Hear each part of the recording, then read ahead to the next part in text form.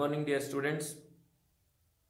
Today we are going to learn another very important lesson, interesting lesson, and an amazing lesson, that is light, reflection, and refraction. So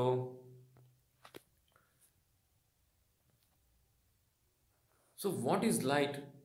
So why it is an amazing concept? Why it is an interesting concept? Because you cannot say the definition for light. What is light ಅಂತ ಕೇಳಿದ್ರೆ ಏನು ಹೇಳ್ತೀರಾ ನೀವು? Light ಅಂದರೆ ಏನು, ಹೇಗಿರುತ್ತೆ ಅದು?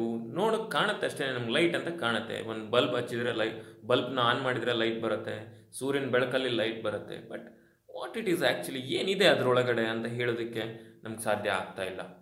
So ನಮಗಂತ ಅಲ್ಲ, if not only for us, the whole scientists R confused with the light. So what is light ಅಂತ ಕೇಳಿದಾಗ ನಮ್ಮ ಸೈಂಟಿಸ್ಟ್ಗಳು ಏನು ಹೇಳ್ತಾರಪ್ಪ ಅಂದರೆ, ಒಬ್ಬೊಬ್ಬರು ಸೈಂಟಿಸ್ಟ್ ಒಂದೊಂದು ಥರ ಹೇಳ್ತಾರೆ. Nobody can give no one scientist cannot able to give the perfect definition for light. So if you go to the question, what is light? Some scientists are given that, for example, the Newton, I hope you all heard about the great scientist Sir Isaac Newton. He was explained about the light. He explained that light is a particle. Light ಅನ್ನೋದೊಂದು particle ಅಂತ ಹೇಳ್ತಾರೆ. ಅಂದರೆ ಈಗ ಹೇಗೆ ಧೂಳು ಬರುತ್ತಲ್ಲ, ಧೂಳಿನ ಕಣಗಳು ಬರ್ತಾವೆ ನೋಡ್ರಿ ನಮ್ಮ ಮುಂದೆ. ಒಂದು ವೆಹಿಕಲ್ ಹೋಗ್ತಾ ಇದ್ರೆ ಅದ್ರ ಹಿಂದೆ ನಾವಿದ್ರೆ ನಮ್ಗೆ ಹೇಗೆ ಧೂಳಿನ ಕಣಗಳು ನಮ್ಮ ಕಡೆಗೆ ಬರ್ತಾವಲ್ಲ, ಹಾಗೆ ಲೈಟ್ ಕೂಡ ನಮ್ಮ ಕಡೆಗೆ ಬರುತ್ತೆ. ಇಟ್ಸ್ ಲೈಕ್ ಎ ಪಾರ್ಟಿಕಲ್ ಅಂತ ಹೇಳ್ತಾರೆ. But some other scientist are not able to believe that. ಅದನ್ನು ಬಿಲೀವ್ ಮಾಡೋಕ್ಕಾಗಲ್ಲ ಅವ್ರಿಗೆ. They are disproved that light particle ಅಲ್ಲ ಅಂತ ಹೇಳ್ತಾರೆ. ಇವ್ರು ಪಾರ್ಟಿಕಲ್ ಅಂತ ಹೇಳೋದಕ್ಕೆ ನ್ಯೂಟನ್ ಅವರು ಒಂದಿಷ್ಟು ಎಕ್ಸಾಂಪಲ್ಸ್ನ ಕೊಡ್ತಾರೆ, ಒಂದಿಷ್ಟು ಎಕ್ಸ್ಪೆರಿಮೆಂಟ್ಸ್ನ ಮಾಡಿ ತೋರಿಸ್ತಾರೆ, ಪ್ರೂವ್ ಮಾಡ್ತಾರೆ. ಬಟ್ ಸಮ್ ಅದರ್ ಎಕ್ಸ್ಪೆರಿಮೆಂಟ್ಸ್, ಅದನ್ನು ಡೀಟೇಲಾಗಿ ಓದುವಾಗ ನಿಮ್ಗೆ ಗೊತ್ತಾಗುತ್ತೆ. ಸಮ್ ಅದರ್ ಎಕ್ಸ್ಪೆರಿಮೆಂಟ್ಸ್ನ ಮಾಡೋದ್ರ ಮುಖಾಂತರ ಅವರು ಲೈಟ್ ಪಾರ್ಟಿಕಲ್ ಅಲ್ಲ ಅಂತ ಪ್ರೂವ್ ಮಾಡ್ತಾರೆ ಬೇರೆ ಸೈಂಟಿಸ್ಟ್ಗಳು. ಇನ್ನೊಬ್ಬರು ಸೈಂಟಿಸ್ಟ್ ಬರ್ತಾರೆ, ಕ್ರಿಶ್ಚಿಯನ್ ಹೈಗನ್ ಅಂತ. ಹೈಗನ್ ವೇವ್ ಥಿಯರಿ ಅಂತ ಇದೆ, ವೇವ್ ಥಿಯರಿ ಫಾರ್ ಲೈಟ್ ಅಂತ. ಸೊ ವೇವ್ ಥಿಯರಿಯಲ್ಲಿ ಏನು ಹೇಳ್ತಾರಪ್ಪ ಅಂದರೆ, ಲೈಟ್ ಪಾರ್ಟಿಕಲ್ ಅಲ್ಲ ಅದು, ಅಂದರೆ ಅದೊಂದು ಧೂಳಿನ ಕಣಗಳ ರೀತಿ ಅಲ್ಲ, ಅದೊಂದು ವೇವ್ಸ್ ಅಂತ ಹೇಳ್ತಾರೆ. ವೇವ್ಸ್ ಥರ ಬರುತ್ತೆ ನಮ್ಮ ಕಡೆಗೆ. ಅಂದರೆ ಗಾಳಿ ಹೇಗೆ ಬರುತ್ತೆ ನೋಡ್ರಿ ವೇವ್ಸ್ ಮುಖಾಂತರ, ಅಥವಾ ನಾವು ಮಾತಾಡುವಂಥ ಶಬ್ದ ನಿಮ್ಮ ಕಡೆಗೆ ಹೇಗೆ ಬರುತ್ತೆ, ನಿಮ್ಮನ್ನು ಹೇಗೆ ತಲುಪುತ್ತೆ, ವೇವ್ಸ್ ಮುಖಾಂತರ ತಲುಪುತ್ತೆ. ಸೊ ಆ ಥರ ಲೈಟನ್ನು ಕೂಡ ಅವರು ವೇವ್ ಅಂತ ಕರೀತಾರೆ. ಯಾರು? ಕ್ರಿಶ್ಚಿಯನ್ ಹೈಗನ್. ಬಟ್ ಅದನ್ನು ಕೂಡ ಬೇರೆ ಸೈಂಟಿಸ್ಟ್ಗಳು, ನೆಕ್ಸ್ಟ್ ಬರುವಂಥ ಸೈಂಟಿಸ್ಟ್ಗಳು ಇದು ವೇವ್ ಅಲ್ಲ ಅಂತ ಡಿಸ್ಪ್ರೂವ್ ಮಾಡ್ತಾರೆ. ಆಮೇಲೆ ನಮ್ಮ ಇನ್ನೊಬ್ರು ಸೈಂಟಿಸ್ಟ್ ಬರ್ತಾರೆ, ಮ್ಯಾಕ್ಸ್ ಪ್ಲಾಂಕ್ ಅಂತ. ಅವ್ರು ಹೇಳ್ತಾರೆ ಇದು ವೇವು ಅಲ್ಲ, ಪಾರ್ಟಿಕಲ್ಲು ಅಲ್ಲ ಲೈಟ್ ಅನ್ನೋದು, ಇಟ್ಸ್ ಎ ಕ್ವಾಂಟಾ ಅಂತ ಹೇಳ್ತಾರೆ. ಕ್ವಾಂಟಮ್ ಥಿಯರಿ ಅಂತ ಪ್ರಪೋಸ್ ಮಾಡ್ತಾರೆ ಅವರೊಂದು ಥಿಯರಿಯನ್ನು. ನೋಡ್ರಿ, ನ್ಯೂಟನ್ ಪ್ರಪೋಸ್ ಮಾಡಿದ್ದು ನ್ಯೂಟನ್ಸ್ ಕಾರ್ಪಸ್ಕ್ಯುಲರ್ ಥಿಯರಿ ಅಂತ ಕರಿತೀವಿ. ಲೈಟ್ ಈಸ್ ಎ ಪಾರ್ಟಿಕಲ್ ಅಂತ ಹೇಳ್ತಾರೆ. ಇನ್ನು ಹೈಗನ್ಸ್ ಹೇಳ್ತಾರೆ, ಹೈಗನ್ಸ್ ವೇವ್ ಥಿಯರಿ ಅಂತ ಪ್ರಪೋಸ್ ಮಾಡ್ತಾರೆ. Light is not a particle, light is a wave ಅಂತ ಹೇಳ್ತಾರೆ. ಆಮೇಲೆ ನೆಕ್ಸ್ಟು ಮ್ಯಾಕ್ಸ್ ಪ್ಲಾಂಕ್ ಅಂತ ಬರ್ತಾರೆ. ಆಮೇಲೆ ನಮ್ಮ ಐನ್ಸ್ಟೀನ್ ಬರ್ತಾರೆ. ಅವರೆಲ್ಲ ಸೇರ್ಕೊಂಡು ಏನು ಹೇಳ್ತಾರಪ್ಪ ಅಂದರೆ, light is not a wave, light is not a particle, light is travel from one place to the another place in the form of quantas ಅಂತ ಹೇಳ್ತಾರೆ. ಕ್ವಾಂಟಾ ಅಂದರೆ ಏನು ಸರ್ ಅಂತ ಕೇಳಿದ್ರೆ, quanta is a packet of energy, discrete particles which are having energy packets are photons ಅಂತ ಕರಿತೀವಿ. Protons ಅಲ್ಲ, photons nothing but packet of ಎನರ್ಜಿಯ ಪೊಟ್ಟಣಗಳ ರೀತಿ ನಮಗೆ ಲೈಟ್ ಬರುತ್ತೆ. ಅಂದರೆ ಲೈಟ್ ಅನ್ನೋದು form of energy, you know that. So ಲೈಟಲ್ಲಿ ಎನರ್ಜಿ ತುಂಬಿಕೊಂಡಿರುತ್ತೆ. It comes in the form of packets of energy, that is called quantas. ಅದನ್ನೇ ನಾವು ಕ್ವಾಂಟಮ್ ಥಿಯರಿ ಆಫ್ ಲೈಟ್ ಅಂತ ಕರಿತೀವಿ. ಮ್ಯಾಕ್ಸ್ ಪ್ಲಾಂಕ್ ಪ್ರಪೋಸ್ ಮಾಡ್ತಾರೆ. ಆದರೂ ಕೂಡ ಅದನ್ನು ಕೂಡ ಒಪ್ಕೊಳೋದಕ್ಕಾಗಲ್ಲ ಒಮ್ಮೊಮ್ಮೆ.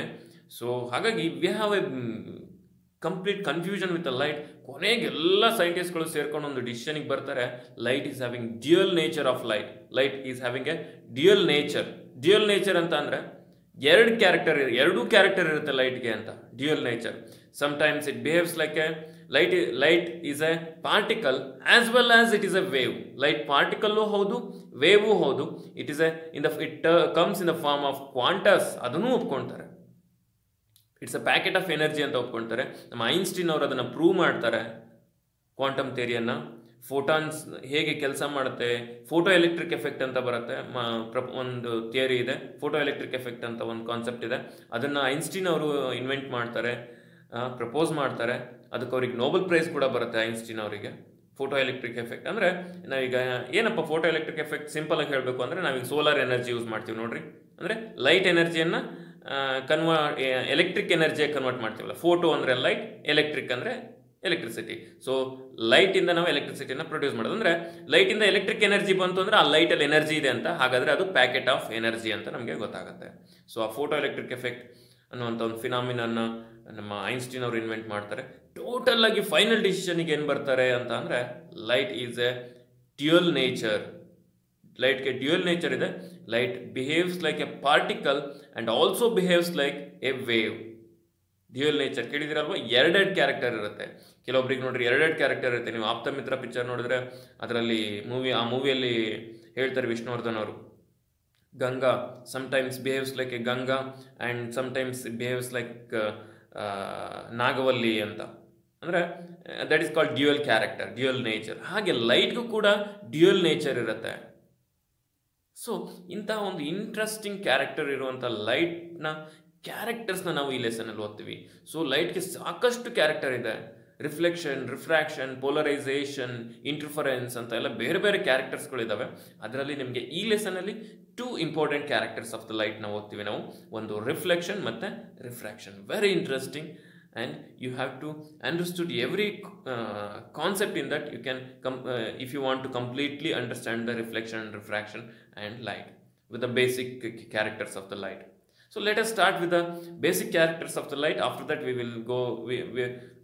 will go to the reflection and refraction. Let us start the lesson light. So we'll discuss about what is light. Light ಅಂದರೆ ಏನು ಅಂತ ನೋಡೋಣ. ಅದರ ಬೇಸಿಕ್ ಕ್ಯಾರೆಕ್ಟರ್ಸ್ ಏನು ಅಂತ ತಿಳ್ಕೊಳ್ಳೋಣ. ನಾವು ರಿಫ್ಲೆಕ್ಷನ್ ಮತ್ತು ರಿಫ್ರಾಕ್ಷನ್ನ ಓದೋದಕ್ಕಿಂತ ಮುಂಚೆ, ಹಾಗಂದ್ರೆ ಏನು ಅಂತ ತಿಳ್ಕೊಳೋದಕ್ಕಿಂತ ಮುಂಚೆ, ಸೊ ಫಸ್ಟ್ ಪಾಯಿಂಟ್ ಏನಿದೆ, light is a form of energy. ನಾನು ಆವಾಗಲೇ ಹೇಳಿದೆ, ಲೈಟಿಂದ ಎಲೆಕ್ಟ್ರಿಸಿಟಿನ ಪ್ರೊಡ್ಯೂಸ್ ಮಾಡ್ಬೋದು, ಹೀಟ್ ಎನರ್ಜಿಯನ್ನು ಪ್ರೊಡ್ಯೂಸ್ ಮಾಡ್ಬೋದು. ನೀವು ಎಕ್ಸಾಂಪಲ್ಲು ಸೋಲಾರ್ ವಾಟರ್ ಹೀಟರ್ ನೋಡಿದ್ದೀರಾ ನೀವು, ಬಿಸಿ ಆಗುತ್ತೆ ಲೈಟನ್ನು ಯೂಸ್ ಮಾಡಿಕೊಂಡು. ವಾಟರ್ ಬಿಸಿ ಆಗುತ್ತೆ, ನಾವು ಅಡುಗೆ ಮಾಡ್ಬೋದು, ಕುಕ್ ಮಾಡ್ಬೋದು, ಅದೆಲ್ಲ ಗೊತ್ತು ನಿಮಗೆ. ಹಾಗಾಗಿ light is a form of energy ಅನ್ನೋದನ್ನ ನಾವು ಈಸಿಯಾಗಿ ಒಪ್ಕೊಬೋದು. ಇದನ್ನು ಪ್ರೂವ್ ಮಾಡಿ ತೋರಿಸಿದ್ದು ನಮ್ಮ ಐನ್ಸ್ಟೀನ್ ಅವರು in his theory called photo electric effect. And when light falls on the object, second character nodri, when light falls on the object it reflects the light, and when the reflected light reaches our eye then we see the object. ನಾವು ಒಂದು ಆಬ್ಜೆಕ್ಟ್ನ ನೋಡಬೇಕು ಅಂದರೆ ನೋಡ್ರಿ, ಇಲ್ಲಿ ಕಾಣಿಸ್ತಾ ಇದೆ ನಮಗೆ. ಒಂದು ಆಬ್ಜೆಕ್ಟ್ನ ನೋಡಬೇಕು ಅಂದರೆ, ಈ ಆಬ್ಜೆಕ್ಟ್ ಕಾಣಿಸ್ಬೇಕು ನಮಗೆ ಅಂದರೆ ಲೈಟ್ ಇರಬೇಕು. ಆದರೆ ಲೈಟ್ ಎಲ್ಲಿರಬೇಕು ಸರ್ ಅಂತ ಕೇಳಿದರೆ, ಈಗ ಲೈಟ್ ಎಲ್ಲಿ, ಯಾವುದರ ಮೇಲೆ ಲೈಟ್ ಬಿದ್ದಿದ್ರೆ ನಮಗೆ ಆ ವಸ್ತು ಕಾಣುತ್ತೆ. ಈಗ ನಮ್ಮ ಮೇಲೆ ನಾವು ಬೆಳಕಿರುವಂಥ ಜಾಗದಲ್ಲಿದ್ದರೆ ಆ ವಸ್ತು ಕಾಣುತ್ತೆ, ಅಥವಾ ವಸ್ತು ಬೆಳಕಿರುವಂಥ ಜಾಗದಲ್ಲಿದ್ದರೆ, ಅಥವಾ ಆ ವಸ್ತುವಿನ ಮೇಲೆ ಬೆಳಕಿದ್ರೆ ಆ ವಸ್ತು ನಮ್ಗೆ ಕಾಣುತ್ತೋ ಅನ್ನೋದು ವೆರಿ ಸಿಂಪಲ್ ಕಾನ್ಸೆಪ್ಟ್. ನಿಮ್ಗೆ ಗೊತ್ತಿದೆ. ಯಾವ ವಸ್ತು ಬೆಳಕು, ನಾವು ಎಲ್ಲಾದರೂ ಇರಲಿ, ಬೆಳಕಲ್ಲಾದರೂ ಇರಲಿ, ಕತ್ಲೆಯಲ್ಲಾದರೂ ಇರಲಿ, ನಾವು ಬೆಳಕಿಲ್ಲದೆ ಇರುವಂಥ ಜಾಗದಲ್ಲಾದರೂ ಇರಲಿ, ಸೊ ವಸ್ತು ಕಾಣಬೇಕು ಅಂದರೆ ಆ ವಸ್ತುವಿನ ಮೇಲೆ ಬೆಳಕು ಬೀಳಬೇಕು. ಆ ಬೆಳಕು ರಿಫ್ಲೆಕ್ಟ್ ಆಗಿ, ಅಂದರೆ ಅದಕ್ಕೆ ಡಿಕ್ಕಿ ಹೊಡೆದು ವಾಪಸ್ ನಮ್ಮ ಕಣ್ಣಿಗೆ ಬಂದಾಗ ನಮಗೆ ಆ ವಸ್ತು ಕಾಣುತ್ತೆ. So that is light. Light ಹೇಗೆ ಬಿಹೇವ್ ಮಾಡುತ್ತೆ, ಅಥವಾ ಹೇಗೆ ಅಂದರೆ ಆ ವಸ್ತು ಕಾಣಬೇಕು ಅಂದರೆ ಹೇಗಿರಬೇಕು ಲೈಟ್ನ ಪ್ರಾಪರ್ಟಿ, ಲೈಟ್ ಹೇಗೆ ಬಿಹೇವ್ ಮಾಡಬೇಕು ಅನ್ನೋದು ಗೊತ್ತಾಗುತ್ತಲ್ವ. ಸೊ ನೋಡ್ರಿ, ಲೈಟ್ ಮತ್ತು ಡಾರ್ಕ್ ಅಂತ ಆಪೋಸಿಟ್ ವರ್ಡ್ಸು. ಆ ಡಾರ್ಕ್ ಅನ್ನೋದಕ್ಕೆ ಏನು ಎಕ್ಸಿಸ್ಟೆನ್ಸ್ ಇಲ್ಲ, ಪರ್ಫೆಕ್ಟ್ ಎಕ್ಸಿಸ್ಟೆನ್ಸ್ ಇಲ್ಲ. ಯಾಕೆ ಅಂತ ಅಂದರೆ ಲೈಟ್ ಅನ್ನೋದಕ್ಕೆ ಮಾತ್ರ ಎಕ್ಸಿಸ್ಟೆನ್ಸ್ ಇರೋದು, ಡಾರ್ಕ್ ಅನ್ನೋದಕ್ಕೆ ಎಕ್ಸಿಸ್ಟೆನ್ಸ್ ಇಲ್ಲ. ಯಾಕೆ ಅಂದರೆ it is just absence of the light ಅಷ್ಟೇ. ಲೈಟ್ ಇಲ್ಲ ಅಂದಾಗ ಆಟೋಮೆಟಿಕ್ ಆಗಿ ಡಾರ್ಕ್ನೆಸ್ ಬರುತ್ತೆ, ಗೊತ್ತಾಗತ್ತಾ.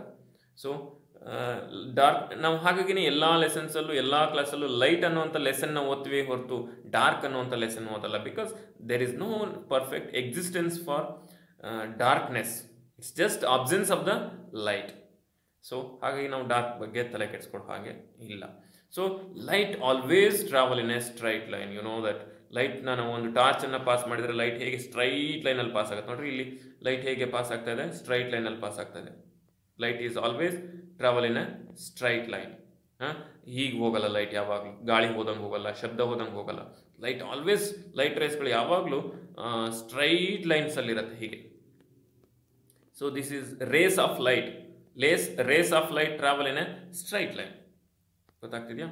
So next the common phenomena of light, formation of shadow. You know that light forms the shadow.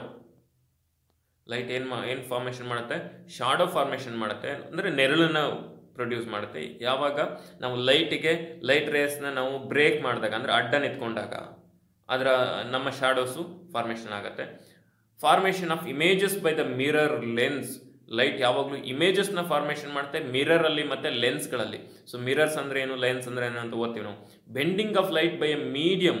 Light ಕೂಡ ಬೆಂಡ್ ಆಗುತ್ತೆ. ನಾವು ಸ್ಟ್ರೈಟ್ ಲೈನಲ್ಲಿ ಟ್ರಾವೆಲ್ ಮಾಡುತ್ತೆ ಅಂತ ಹೇಳಿದೆ ನಾನು ಈಗಷ್ಟೇ. ಬಟ್ ಲೈಟ್ ಕೂಡ ಒಂದು ಮೀಡಿಯಮಿಂದ ಇನ್ನೊಂದು ಮೀಡಿಯಮ್ಗೆ ಪಾಸ್ ಆಗಬೇಕಾದ್ರೆ ಅದು ಬೆಂಡ್ ಆಗುತ್ತೆ, ತನ್ನ ಡೈರೆಕ್ಷನ್ನ ಚೇಂಜ್ ಮಾಡುತ್ತೆ.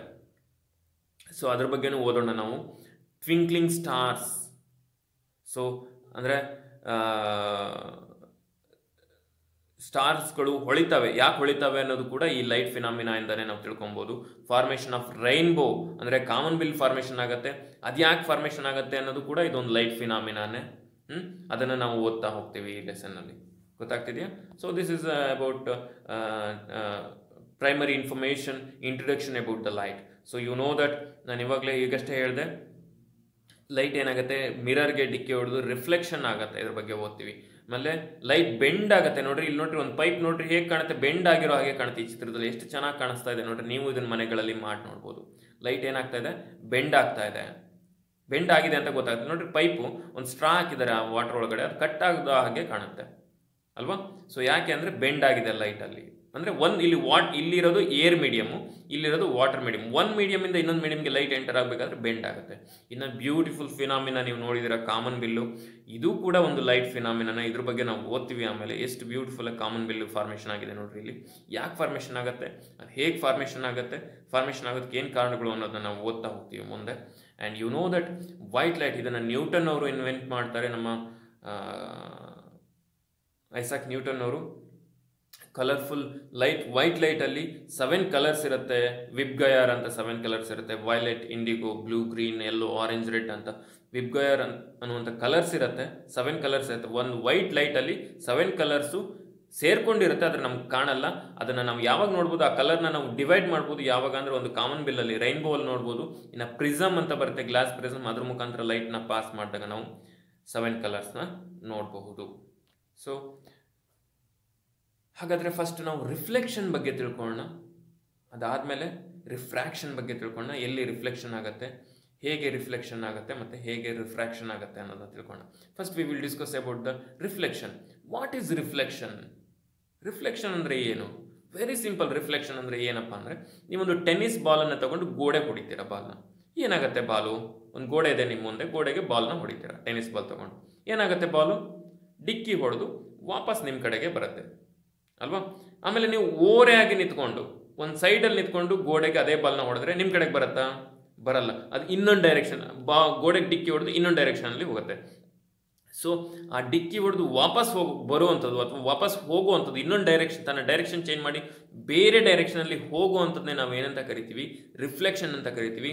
ಹೇಗೆ ಟೆನ್ನಿಸ್ ಬಾಲು ಗೋಡೆಗೆ ಡಿಕ್ಕಿ ಹೊಡೆದು ವಾಪಸ್ ಹೋಗುತ್ತೋ, ಬೇರೆ ಡೈರೆಕ್ಷನಲ್ಲಿ ಹೋಗುತ್ತೋ, ಹಾಗೆಯೇ ಲೈಟ್ ರೇಸ್ಗಳು ಕೂಡ ಒಂದು ಪ್ಲೇನ್ ಸರ್ಫೇಸ್ ಇತ್ತು ಅಂದರೆ ಅದಕ್ಕೆ ಡಿಕ್ಕಿ ಹೊಡೆದು ತನ್ನ ಡೈರೆಕ್ಷನ್ನ ಚೇಂಜ್ ಮಾಡಿ ಬೇರೆ ಡೈರೆಕ್ಷನಲ್ಲಿ ಹೋಗುತ್ತೆ. ನೀವು ಸ್ಟ್ರೈಟಾಗಿ ಲೈಟ್ ರೇಸ್ನ ಪಾಸ್ ಮಾಡಿದರೆ ವಾಪಸ್ ನಿಮ್ಮ ಡೈರೆಕ್ಷನಲ್ಲೇ ಬರುತ್ತೆ. ನೀವು ಎಲ್ಲಿದ್ದೀರೋ ಅಲ್ಲಿಗೆ ಬರುತ್ತೆ. ನೀವು ಓರೆಯಾಗಿ ಲೈಟ್ ರೇಸ್ನ ಪಾಸ್ ಮಾಡಿದರೆ ಅದು ಬೇರೆ ಡೈರೆಕ್ಷನಲ್ಲಿ ಹೋಗುತ್ತೆ.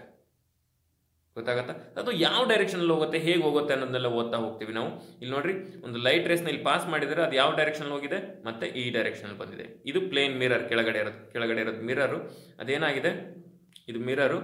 ಲೈಟ್ ರೇಸ್ ಈಗ ಬಂದಿದೆ, ಈಗ ಬಂದು ಡಿಕ್ಕಿ ಹೊಡೆದು ಈ ಡೈರೆಕ್ಷನಲ್ಲಿ ಹೋಗಿದೆ. ಇದ್ರ ಬಗ್ಗೆ ಓದ್ತೀವಿ ನಾವೀಗ.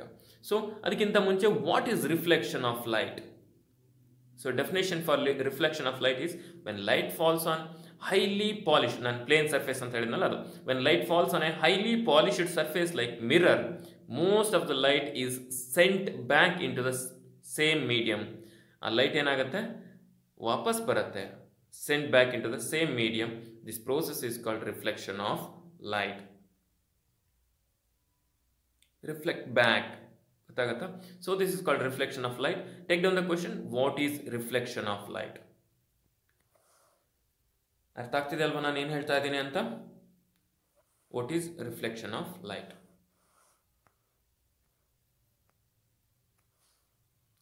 ಸೊ ನೆಕ್ಸ್ಟ್, ಈ ರಿಫ್ಲೆಕ್ಷನ್ ಆಗೋದಕ್ಕೆ ಒಂದಿಷ್ಟು ರೂಲ್ಸ್ಗಳಿದ್ದಾವೆ.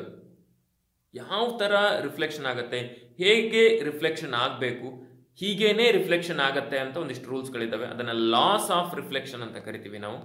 ಸೊ ಆ ಲಾಸ್ ಆಫ್ ರಿಫ್ಲೆಕ್ಷನ್ ಏನು ಹೇಳುತ್ತೆ, ಅದನ್ನು ನಾವು ಏನು ತಿಳ್ಕೊಬೋದು ಅಂತ ನೋಡ್ತಾ ಹೋಗೋಣ. First law of reflection, very important in the point of examination, laws of reflection. So ಏನು ಹೇಳುತ್ತೆ ಲಾಸ್ ಆಫ್ ರಿಫ್ಲೆಕ್ಷನ್ ಅಂತ ಅಂದರೆ, the angle of incidence. First law of reflection, there are two laws of reflection ಇದೆ. First law ಏನು ಹೇಳುತ್ತಪ್ಪ ಅಂದರೆ, angle of incidence is equal to the angle of reflection. Angle of incidence is equal to the angle of reflection. ಏನು sir ಇದು ಹೀಗಂದ್ರೆ ಅಂತ ಅಂದರೆ, ಇಲ್ಲಿ ನೋಡ್ರಿ, ನಾವೊಂದು ಲೈಟ್ ರೇ, ಒಂದು ಪ್ಲೇನ್ ಮಿರರ್ ಇದೆ, ಪ್ಲೇನ್ ಮಿರರ್ ತಗೊಂಡಿದ್ದೀವಿ. ಇದಕ್ಕೆ ಒಂದು ಲೈಟ್ ರೇನ ಪಾಸ್ ಮಾಡಿದ್ದೀವಿ ನಾವು ಇದಕ್ಕೆ, ಓಕೆನಾ? ಒಂದು ನೀವೇನು ಮಾಡಿರಿ ಅಂತ ಅಂದರೆ, ಒಂದು ಪ್ಲೇನ್ ಮಿರರ್ ತಗೊಳ್ರಿ, ಅದನ್ನು ಹೀಗೆ ಅಡ್ಡ ಇಟ್ಕೊಳ್ರಿ, ಹೀಗೆ ಅಡ್ಡ ಇಟ್ಕೊಳ್ರಿ ನೀವು ಪ್ಲೇನ್ ಮಿರರ್ನ ಅಡ್ಡ ಇಟ್ಕೊಂಡು ಇದಕ್ಕೆ ಏನು ಒಂದು ಲೇಸರ್ ಲೈಟ್ ಬರುತ್ತೆ ನೋಡ್ರಿ, ಆ ಲೇಸರ್ ಲೈಟ್ನ ತಗೊಂಡು ಇದಕ್ಕೆ ಪಾಸ್ ಮಾಡಿರಿ ಹೀಗೆ ಪ್ಲೇನ್ ಮಿರರ್ಗೆ. ಅದು ಡಿಕ್ಕಿ ಹೊಡೆದು ಇನ್ನೊಂದು ಡೈರೆಕ್ಷನಲ್ಲಿ ವಾಪಸ್ ಬರುತ್ತೆ. ಗೊತ್ತಾಗತ್ತಾ? ನಾವು ಲೈಟ್ನ ಪಾಸ್ ಮಾಡಿದೀವಲ್ಲ ಈ ಮಿರರ್ ಕಡೆಗೆ, ಈ ಪಾಸ್ ಮಾಡಿರೋವಂಥ ರೇ ಆಫ್ ಲೈಟನ್ನು ನಾವು ಇನ್ಸಿಡೆಂಟ್ ರೇ ಅಂತ ಕರಿತೀವಿ. ಇದು ಯಾವ ರೇ? ಇದು ಇನ್ಸಿಡೆಂಟ್ ರೇ. ಗೊತ್ತಾಗತ್ತಾ? ಆಮೇಲೆ ರಿಫ್ಲೆಕ್ಟ್ ಆಗಿ ವಾಪಸ್ ಬಂದಿದೆಯಲ್ಲ, ಈ ರೇಯನ್ನು ಏನಂತ ಕರಿತೀವಪ್ಪ ಅಂದರೆ ನಾವು ರಿಫ್ಲೆಕ್ಟೆಡ್ ರೇ ಅಂತ ಕರಿತೀವಿ. ಗೊತ್ತಾಗ್ತದಲ್ಲ, ಚಿತ್ರ ನೋಡಿದ್ರೆ ನಿಮ್ಗೆ ಗೊತ್ತಾಗ್ತಾ ಇದೆ. ರಿಫ್ಲೆಕ್ಟೆಡ್ ರೇ ಅಂತ ಕರಿತೀವಿ, ಇನ್ಸಿಡೆಂಟ್ ರೇ ಆ್ಯಂಡ್ ರಿಫ್ಲೆಕ್ಟೆಡ್ ರೇ.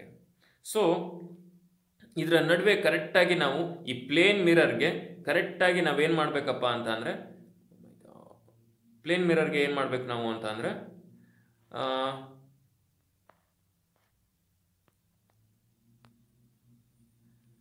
ಸೊ ಸ್ಟ್ರೈಟ್ ಆಗಿ 90 ಡಿಗ್ರಿ ಆ್ಯಂಗಲಲ್ಲಿ ನಾವೇನು ಮಾಡಬೇಕು, ಒಂದು ರೇನ ಎಳಿಬೇಕು, ಸ್ಟ್ರೈಟ್ ಲೈನನ್ನು ನಾವೇನೆ, ಇಮ್ಯಾಜಿನರಿ ಲೈನ್, ಅದು ಕಾಣಲ್ಲ, ನಾವು ಎಳ್ಕೊಳೋವಂಥದ್ದು ಇಮ್ಯಾಜಿನರಿ ಲೈನ್. ಇದನ್ನು ಇಮ್ಯಾಜಿನರಿ ಲೈನ್ ಅಂತ ಕರಿತೀವಿ ನೋಡ್ರಿ. ಇದು ಪ್ಲೇನ್ ಮಿರರ್, ಓಕೆನಾ? ಇದು ಪ್ಲೇನ್ ಮಿರರು. ಸೊ ಇದಕ್ಕೆ ನಾವು 90 ಡಿಗ್ರಿ ಆ್ಯಂಗಲಲ್ಲಿ ಒಂದು ಲೈನ್ ಎಳೆದಿದ್ದೀವಿ. ಇದು ಇಮ್ಯಾಜಿನರಿ ಲೈನ್, ಇದು ಎಲ್ಲೂ ಕಾಣಲ್ಲ ನಮಗೆ, ನಾವೇ ಸುಮ್ಮನೆ ಕಾಲ್ಪನಿಕವಾಗಿ ಹೇಳ್ತೀವಿ. ಹಾಗಾಗಿ ಇದನ್ನು ನಾವೇನಂತ ಕರಿತೀವಪ್ಪ ಅಂದರೆ ನಾರ್ಮಲ್ ಅಂತ ಕರಿತೀವಿ. ನಾರ್ಮಲ್. ಗೊತ್ತಾಗತ್ತಾ? ಸೊ ಇದಕ್ಕೆ ಒಂದು ರೇ ನಾವು ಹೀಗೆ ಒಂದು ರೇಯನ್ನು ಪಾಸ್ ಮಾಡ್ತೀವಿ ನಾವೇನೆ. ಈಗ ಈ ರೇ ಕಾಣುತ್ತೆ ನಮಗೆ ನೋಡಿ, ಗ್ರೀನ್ ಲೈನ್ಸಲ್ಲಿ ಕಾಣೋದು ನಾವು ಕಾಣುತ್ತೆ, ಅದು ಇಮ್ಯಾಜಿನರಿ ಲೈನ್ ಅಲ್ಲ, ಅದು ಗೊತ್ತಾಗತ್ತಾ? ಸೊ ನಾರ್ಮಲ್ಲಿಂದ ಸ್ವಲ್ಪ ದೂರದಲ್ಲಿ ನಾವೇನು ಮಾಡಬೇಕು, ಒಂದು ರೇ ಆಫ್ ಲೈಟನ್ನು ಪಾಸ್ ಮಾಡಬೇಕು, ಲೇಸರ್ ಲೈಟನ್ನು ಯೂಸ್ ಮಾಡಿಕೊಂಡು, ಅಥವಾ ಯಾವುದೇ ಲೈಟನ್ನು ಯೂಸ್ ಮಾಡಿಕೊಂಡ್ರು ಕಾಣುತ್ತೆ. ಲೇಸರ್ ಲೈಟಲ್ಲಿ ನಮ್ಗೆ ಈಸಿಯಾಗಿ ಐಡೆಂಟಿಫೈ ಮಾಡ್ಬೋದು ಅಷ್ಟೇ, ಎಲ್ಲದಕ್ಕೂ ಸೇಮ್ ಇದು. ಸೊ ಅವಾಗ ಏನಾಗುತ್ತೆ, ಆ ಲೈಟ್ ರಿಫ್ಲೆಕ್ಟ್ ಆಗಿ ಹೊರಗಡೆ ಬರುತ್ತೆ. ಗೊತ್ತಾಗತ್ತಾ? ಸೊ ಈಗ ಏನು ಹೇಳ್ಬೋದಪ್ಪ ಅಂತ ಅಂದರೆ, ನಾವು ಇದರ ಆ್ಯಂಗಲ್ನ ನೋಡಿದ್ರೆ, ನಾವು ಪ್ರೊಟೆಕ್ಟರ್ನ ಇಟ್ಕೊಂಡ್ರೆ ಇದರ ಆ್ಯಂಗಲ್ನ ತಗೊಂಡ್ರೆ ನಾವು, ಸೊ ಇದರ ಆ್ಯಂಗಲ್ ಎಷ್ಟಿರತ್ತಪ್ಪ ಅಂತ ಅಂದರೆ 30 ಡಿಗ್ರಿ ಇದೆ ಅಂತ ಅಂದ್ಕೊಡ್ರಿ ಆ್ಯಂಗಲ್.